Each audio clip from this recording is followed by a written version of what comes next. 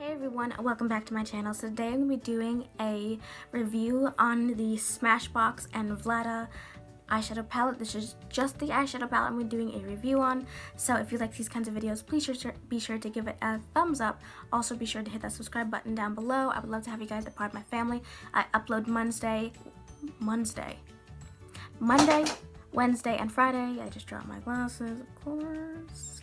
And so yeah, let's just jump right into this video. My name is Jenny, and thank you for tuning into this video. I just want to start off by saying, if you love this palette, great. If you hate this palette, great. You know, it is what it is. I am entitled to my own opinion.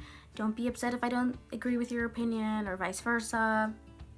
We are all unique, and we all like different things. So I just want to go and say that, because I know a lot of people are just like, well, whatever, or like get upset because I don't like what they like. But, you know, when I like what you don't like, it's just a whole big thing. So, I just want to throw that out there and give a little disclaimer before I hurt anyone's feelings over it. So, to cut the chase, I don't think this palette is worth the money. Not going by the formula, not going by how it blends, nothing like that. I think this palette blends beautifully. The shimmers are pigmented.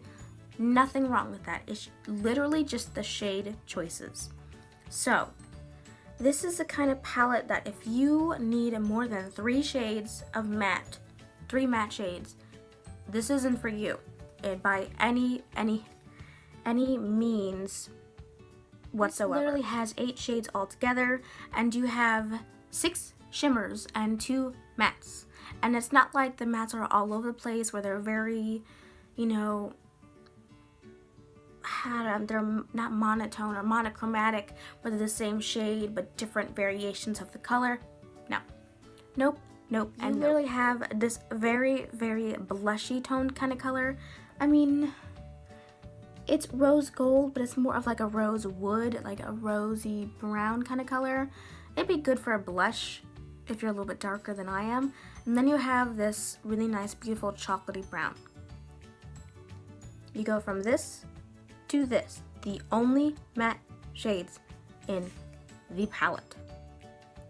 Am I the only one that's just like, I love this palette, but I really don't think it's worth the money? So I'm kind of like on the fence about it, because I love the shades, I love the pigmentation, I love how it blends, I love everything technical about it, but the shades, they should have added 2 more mattes. I think from this to this, there needs to be like 2 to 3 in between shades, because not everyone can use this as a transition color. Not everyone will want to use a really dark shade in the crease if they're just going to deepen it up and they need to dip into this. Like, not everyone's going to be okay with doing that. With me, I do really love throwing this into the crease and then putting a shimmer all over the lid and then using a lighter shade just in the middle to kind of give an eye-opening effect. I do love doing that. That is a technique that I do almost all the time.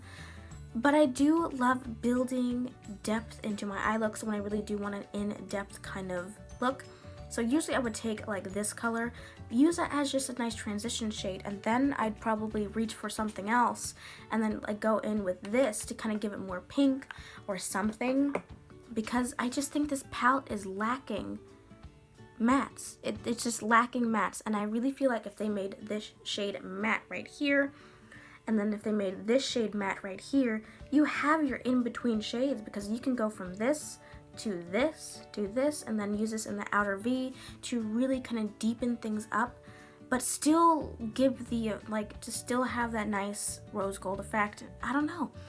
I just feel like this palette is very, very lacking. They could have made one of these shades like matte, because they, in all honesty, they look almost the same.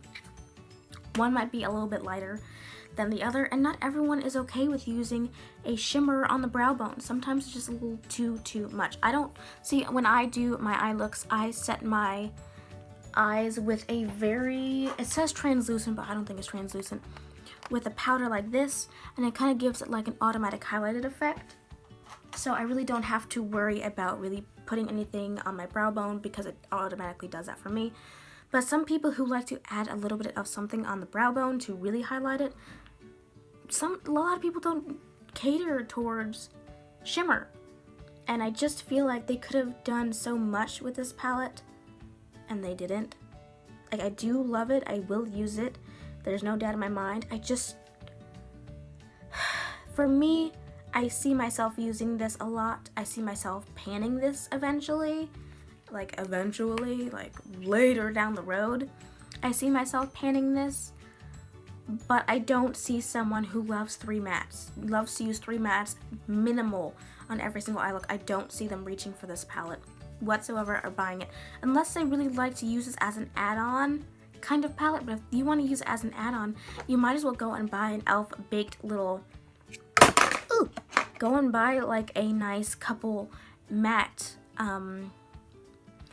pink shades, or just use your blushes that are matte, I mean, for crying out loud, and then just buy like a shimmer shade or 2, or just buy, I just feel like there's so much out there that you could use. You shouldn't have to be buying a palette that is literally 2 matte shades. There's no in between matte shades and the rest are shimmer. I'm okay with using it. I love using shimmers, but not everyone is, and I feel like it kind of closed off the market to this palette when they you know what I mean? It saddens me to say this because I just don't think it's worth the money. I like it. I enjoy it. Would I repurchase it if this was permanent? Probably not. I'd probably honestly just stick with my Naked 3 and call it a day, or just use like the Amber Rush from L'Oreal and just call it a day.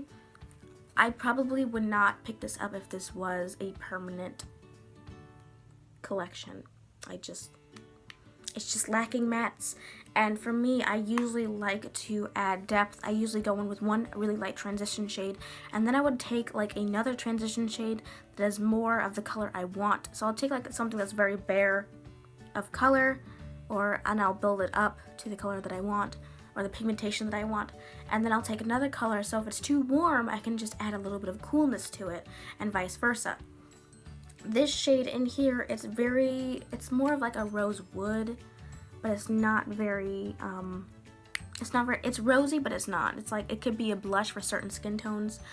I feel like it needed more pink, so I'd probably almost want to jump into this right here just to add more pink. I don't know. I just feel like they could have done other stuff with this palette, and I feel like this, like I said, I'm on the fence, because for me, I like it, but I see other people really not liking it, and in my eyes, I think they should have added more transition shades, or just other shades to give your eye look more depth than just shimmers, because in all reality, not a lot of people put shimmers in the crease. I don't, and if I did, it's by accident, because it was like a sheen, not a shimmer.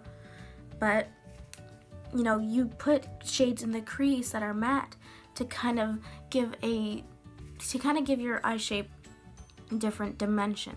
Now, if I put a shimmer shade in my crease, it would bring my crease forward and almost make it look like I have hooded eyes, and that's the opposite of what I want to do. I want to kind of make them look, I don't know how, I'm like almost almond-like, and kind of give it a shape. This, if I were to put a shimmer in the crease, it would do the opposite effect. I mean, I don't know. Like, this would be a good palette if you love doing cut creases, and you love putting this in the crease, and then doing this in the crease, and then just concealing and doing like a nice little cut crease moment, and then putting these shades on top of it.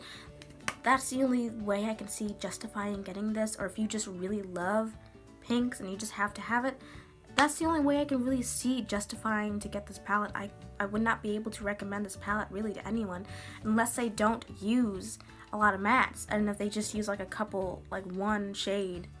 This is like this is a palette that you would want as an accent palette. So you'd have your Naked 3, not even Naked 3, you'd have